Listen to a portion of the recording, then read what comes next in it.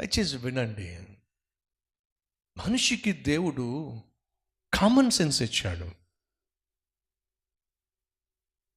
మనిషికి దేవుడు ఆలోచించే శక్తినిచ్చాడు. అందుకే చెప్పా, ఈ ఆలోచించే శక్తి లేని వాళ్ళకే పాపం మానసిక రోగం ఉంటుంది. అందుకే ముందన్నా, కొంతమంది పాపం ప్రొఫెషనల్గా ఉంటారు వీళ్ళు. సో సతీష్ కుమార్ గారు పాపం ఆయనకి చాలా ప్రాణ భయం కాబట్టి ఆయన సెక్యూరిటీ వాళ్ళని పెట్టుకుంటాడు, బౌన్సర్లను పెట్టుకుంటాడు. పాపం ఆయన వాళ్ళు లేకపోతే బయటికి వెళ్ళే ఛాన్సే లేదు. అయినా అది సతీష్ కుమార్ గారిని కాపాడేది బౌన్సర్సా లేకపోతే సెక్యూరిటీ గార్డ్లా? సతీష్ కుమార్ గారిని కాపాడాల్సింది దేవుడు కదా. ఆయనకి దేవుని మీద కంటే ఎవరి మీద ఎక్కువ నమ్మకం? సెక్యూరిటీ గార్డ్స్ మీద ఎక్కువ నమ్మకం. దయచేసి గమనించండి, వాళ్ళు సెక్యూరిటీ గార్డ్స్ కాదు, వాళ్ళు బౌన్సర్సు కాదు.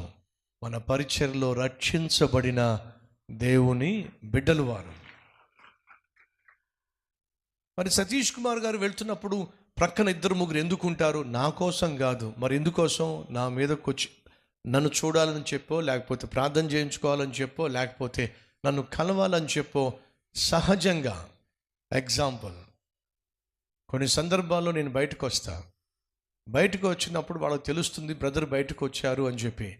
మీరు నమ్మండి, మందిరంలో వచ్చి కూర్చుని ఉన్నవాళ్ళు అమాంతంగా బయటకు వచ్చేస్తారు.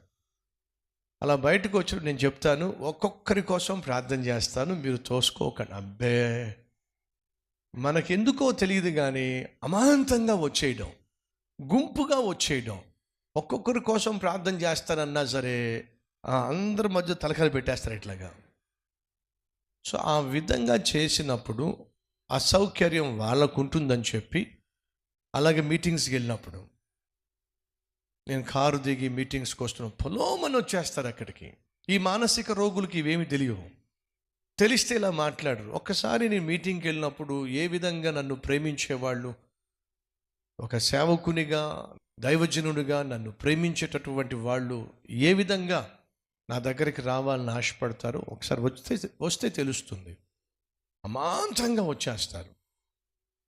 అలా అమాంతంగా వచ్చేసినప్పుడు తొక్కిసలాట అవుతుంది. తెలియకుండా ఒకరి మీద ఒకరు తొక్కేయడం జరుగుతుంది. అలా తొక్కిసలాట అయినప్పుడు ఎవరికి నష్టం? ఎవరి ప్రాణాలకి నష్టం? సో వాస్తవంగా నా ప్రక్కన నిలబడేటటువంటి వాళ్ళు నన్నేదో కాపాడడానికి కాదండి, ఇలాంటి వారిని అరికట్టడానికి నా ప్రక్కన సాధారణంగా సహోదరులు ఉంటారు. దానికి వీళ్ళు పాపం ఈ మానసిక రోగులు పెట్టిన పేరు ఏంటంటే సెక్యూరిటీ గార్డ్సు లేదా బౌన్సర్సు. జాగ్రత్తగా వాళ్ళని గమనించినట్లయితే వాళ్ళు ప్రార్థన చేస్తూ ఉంటారు, వాళ్ళు రక్షించబడ్డారు, వారి కుటుంబం సేవలో పాల్పంచుకుంటుంది. సో ఇవన్నీ వాళ్ళకి తెలియవు.